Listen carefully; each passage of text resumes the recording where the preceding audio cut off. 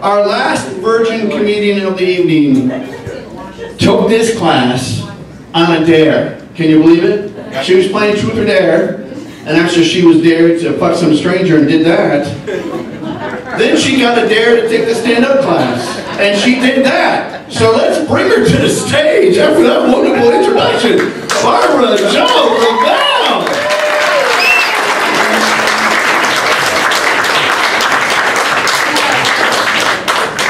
How are you doing? This is terrifying.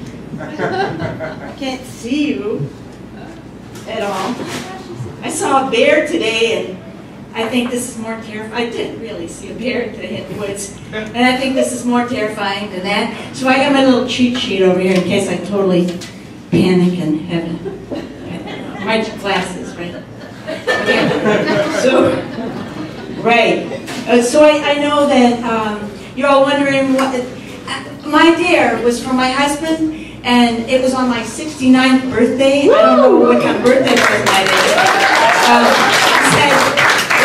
He thought that on our 70th year on the planet, we should do something dangerous or terrifying and scary, and this is it, honey. So right. Thank you for that. And, I know some of you, I saw some young people over there, not too many of you guys here tonight, I noticed it. Some of you are wondering, what's this old bird doing up on the stage? You know, does she think she's going to learn in comedy class how to be a comedian before she drops dead? Hey lady, the funeral home's down the street, you know?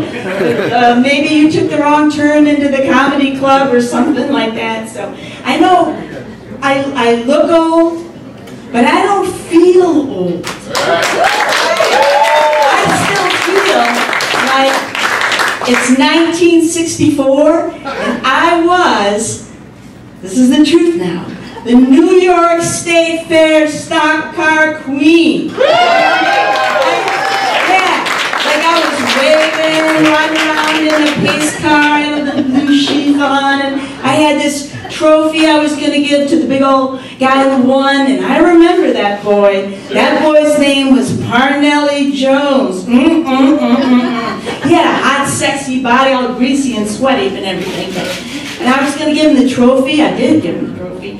And I went, oh, Mr. Jones, that was a beautiful race. Thank you. That was amazing.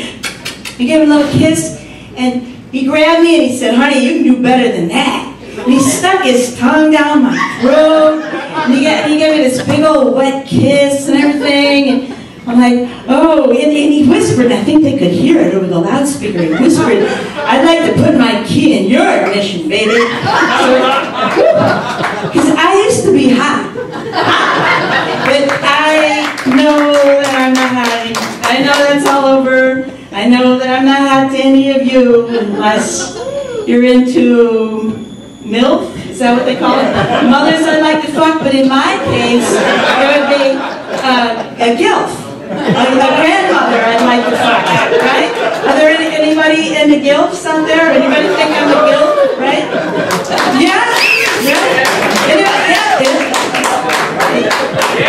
Meet me after the show, really. No, just kidding. That's my husband over there. See the guy videoing? He's got a little cute little white Amish-looking beard. Ron, raise your hand. Right, okay, that's Ron. Okay. He calls that beard his golf mojo, right? He thinks it makes him look all badass to his golf buddies, like his opponents on the golf course, right? It's a badass. But I hate that beard. I really hate it because when we get all passionate and like kissing and, you know, it gets a rash all over my body with this beard. But it's like kissing a Brillo pen. Who wants to kiss a Brillo pen, right? But Ron has some very nice other features. His beard's not my favorite, but he has some really good features, you know what I mean? And so what I'm worried about, though, is that he's about to put, or he's thinking about putting this special feature into early retirement.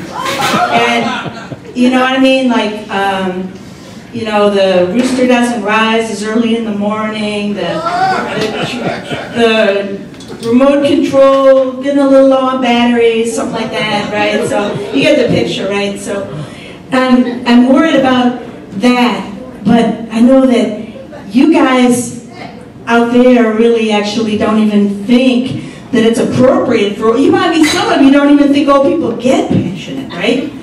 But you'd be wrong. Because some of you, I know, the young, I see a few of you guys are thinking like, ooh, grandma and grandpa, all getting like mushy and putting their gray pubic hair together. You know, wrinkly and scary, and they're gonna get a heart attack, aren't they? Something like that. But you're wrong, because we're good at it. We're good at it. And old people are good at it. You know why old people are good at it? Practice. Practice, yes. Yes, practice. It's a scientific fact. Malcolm Gladwell, famous scientist, said that it takes 10,000 hours of practice to become an elite performer, right? Like Yo-Yo Ma, the cellist, you know, cello, whatever, 10,000 hours to become an elite performer. Bill Gates, 10,000 hours computer programming, whatever that shit is, elite performer, right? And me, elite performer. Wow. I did not miss this 1960s sexual revolution. I was out there. I was leading the charge, waving my gravy all over Woodstock, right? I didn't miss the summer of love. Elite performer. It's okay. So, some of you young, especially you women, some of you young ones, I see a few of you out there, right? Look at me. Look at me. Because you're looking at your fucking future.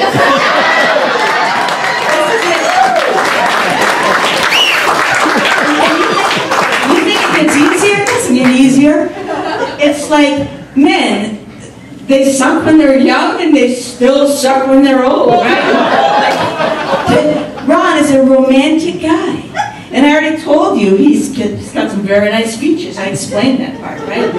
But sometimes he gets distracted, right? We can call it distracted. Like he's tired from playing golf all day, and then he comes home and he watches golf all night. And he's distracted, or you know, the camper that's a little too tired to pitch the tent, or whatever, that kind of thing. So distracted. So then, I'll give you an example. About 3 weeks ago, was it? I think it was about 3 weeks ago. I was getting a little, and you know, wanted to get a little more practice, felt a little romantic, and so I had this lingerie. I'm a French, Barbara Jo Revelle, French girl, right? So I had lingerie, a little old, right? And, you know, I dimmed the lights so my features were a little, could use a little work, I know, but I got all in my lingerie, and I'm sort of prancing around in the lingerie and everything, and he didn't even notice, right? Because the U.S. Golf Open, whatever that shit is on the television, right?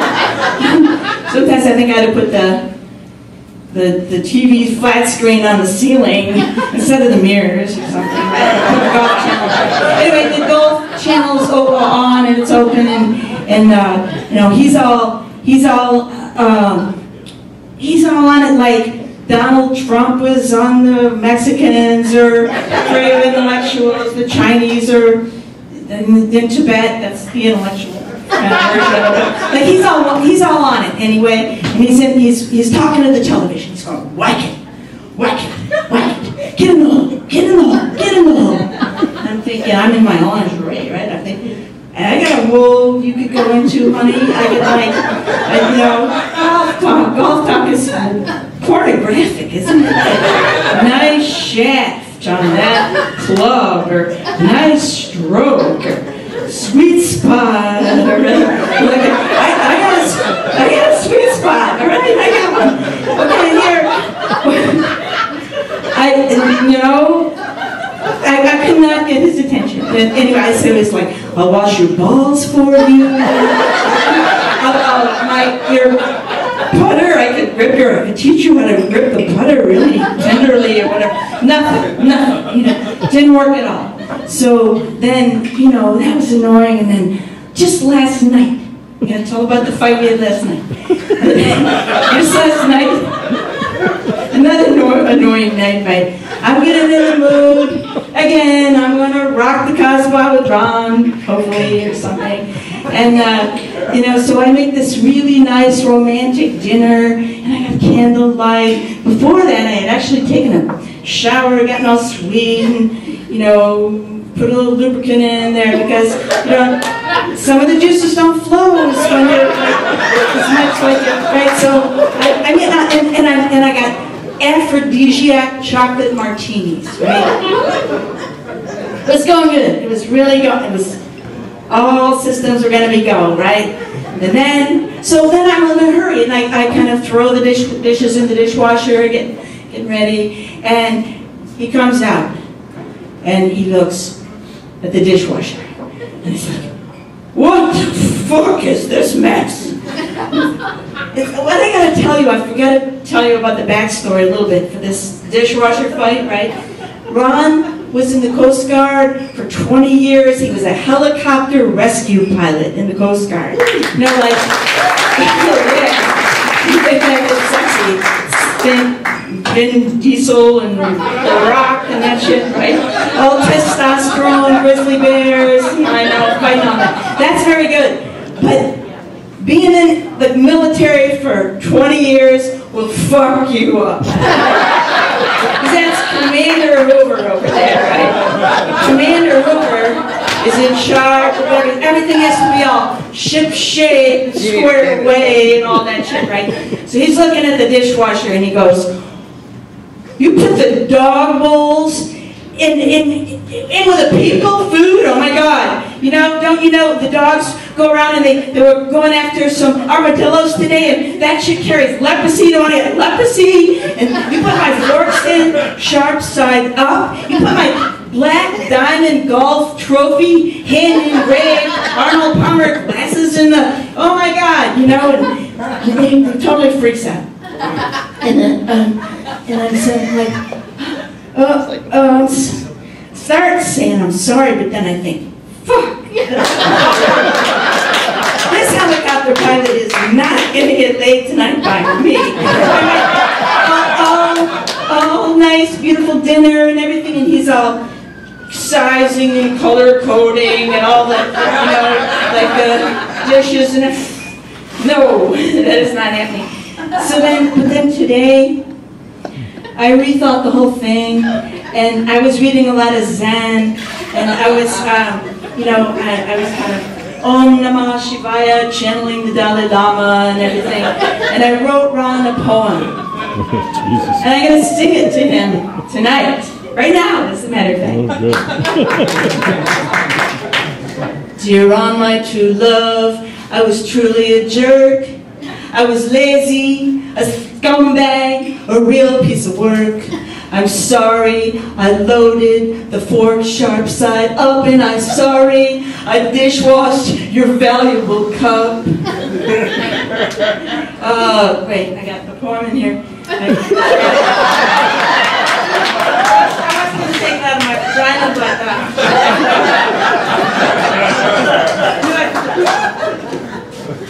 I will try hard to change all my character flaws and to memorize all your wise dishwashing laws. Please grant me forgiveness as you've done before, 'cause I'll beg your forgiveness on my knees on the floor.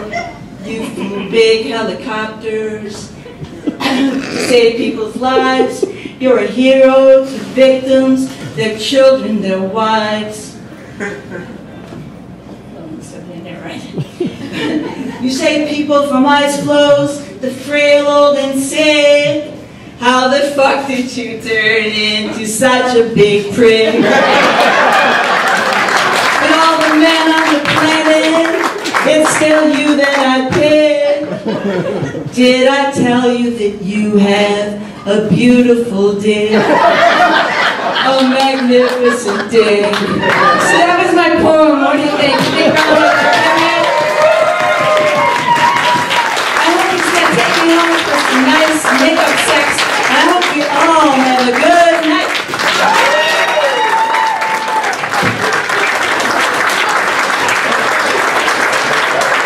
Barbara Jo Revelle.